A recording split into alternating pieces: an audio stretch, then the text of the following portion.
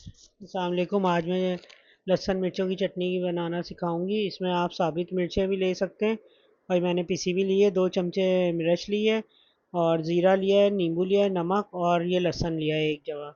अब मैं इसको जो है ना पीस लूँगी। ये मैंने ग्राइंडर कर लिया है अच्छी तरह से। इसको ग्राइंडर मशीन में सबको पीस लिया है मैंने। और साबित मिर्चों की बना सकते हैं।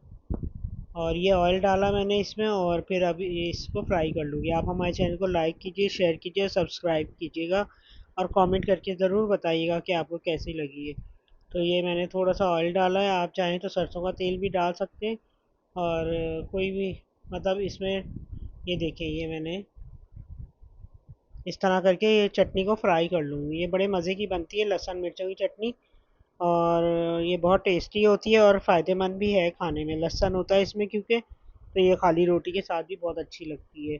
इसे मैंने नींबू पहले भी आधा छिड़का था और आधा मैंने नींबू और डाल दूँगी इसमें। तो ये मैं तकरीबन आधा नींबू डाल के और ये जो है ना इस तरह करके ये अच्छी मज़ेदार बनती है। आप बना के ज़रूर ट्राई ज़रूर कीजिएगा आप इसको। और बहुत मज़े की होती है। ख़ास तौर पे ये चावलों के साथ भी अच्छी लगती है और रोटी के साथ भी अच्छी लगती है ये।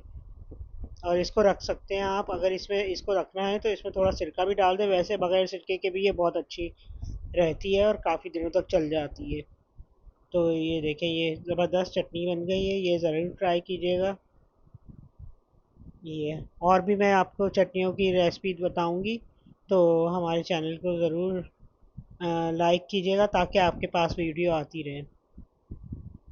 ये देखिए, ये चटनी हमारी तैयार हो गई। हम खिचड़ी के साथ इस चटनी को यूज़ करेंगे। अल्लाह हाफिज़।